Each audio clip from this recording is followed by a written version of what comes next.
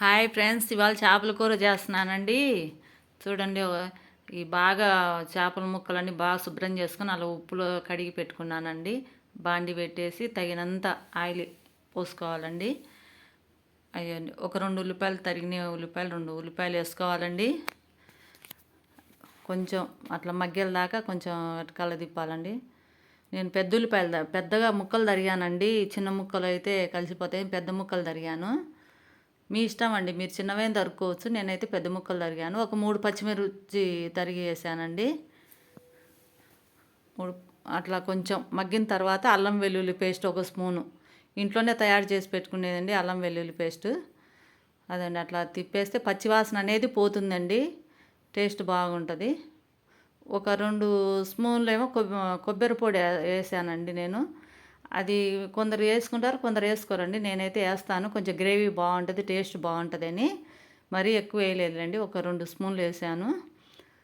అట్లా బాగా ఆయిల్లో మగ్గితే పచ్చివాసన పోతుంది. ఒక టమోటా అండి, తరిగిన ఒక టమోటా వేసుకున్నాను, టేస్ట్ బాగుంటుందని. అట్లా ఆయిల్లో మగ్గితే పచ్చివాసన అనేది ఉండదండి. చూడండి, ఇప్పుడు తగినంత ఉప్పు సరిపడా, పసుపు,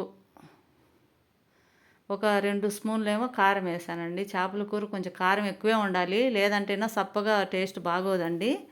అందుకని 2 స్పూన్లు వేసాను. అది మీ రుచికి తగ్గ మీరు ఎంత తింటారో అంత వేసుకోవచ్చండి. అది గంట బాగా మగ్గిపోయిన చేపలండి, బాగా కడిగి పెట్టిన చేపలు అలా ఒక్కొక్క ముక్క వేసుకోవాలి. అట్లా అన్నీ ఒక్కొక్క ముక్క. మంట హైలో పెట్టకూడదండి, సిమ్లో పెట్టుకోవాలి. మరి హైలో అయితే తొందరగా మగ్గి బాగోదండి. అట్లా సిమ్లో పెట్టుకోవాలి.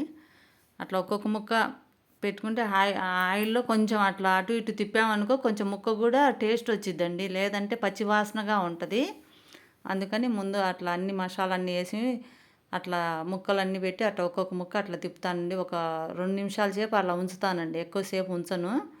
ఒక 2 నిమిషాలు ఉండిన తర్వాత అది ఒక్కొక్కటిగా తిప్పుకోవాలండి. మామూలుగా మన కూర తిప్పినట్టు తిప్పితే మొత్తం ముక్కలన్నీ పాడైపోతాయండి. అట్లా ఒకటి తిప్పాలి. అలా అన్ని ముక్కలు అట్లా తిప్పిన తర్వాత కొద్దిసేపు అట్లా మసాలాల్లో మగ్గితే ముక్కకు బాగా పట్టిద్ది, టేస్ట్ బాగుంటుందండి.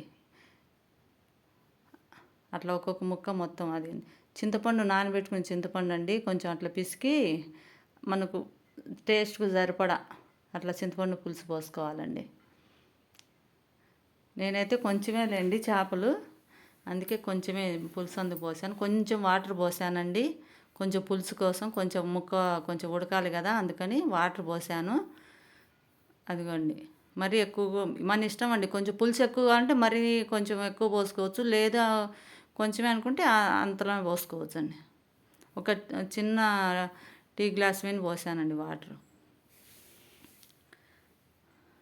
ఆ పులుసు ఆ వాటర్ సరిపోతాయండి ఆ ముక్కలకు.